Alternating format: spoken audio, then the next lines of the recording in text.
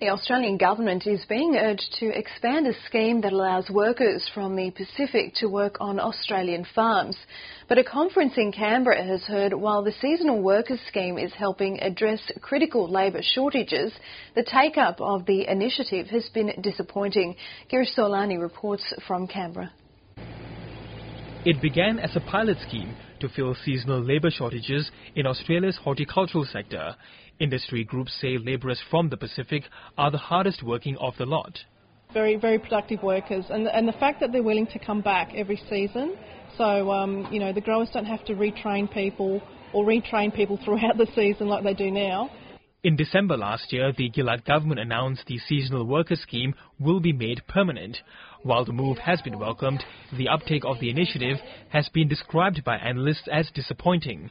Just 1,100 workers have arrived since the scheme commenced in 2008, in sharp contrast to a similar program in New Zealand, which employs at least 7,000 annually.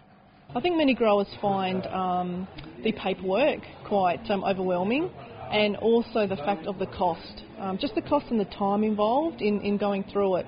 Labour authorities in the Pacific are calling for the Australian scheme to be expanded. I believe it's been worthwhile. They really think that and believe that Australia is the place that Vanuatu should probably engage more in because of the remittances that they have at least collected for the first season that they've been here. But advocates of the scheme want the Australian government to go well beyond the horticultural sector to cover future labour shortfalls in other sectors of the economy. In 6 years' time, a third of our agri-food workforce will be over 65 years old. So that's a critical and very quickly looming labour shortage issue for the industry. To mitigate that, experts are calling on the government to explore permanent migration schemes for Pacific Islanders. Girish Sawlani, ABC News, Canberra.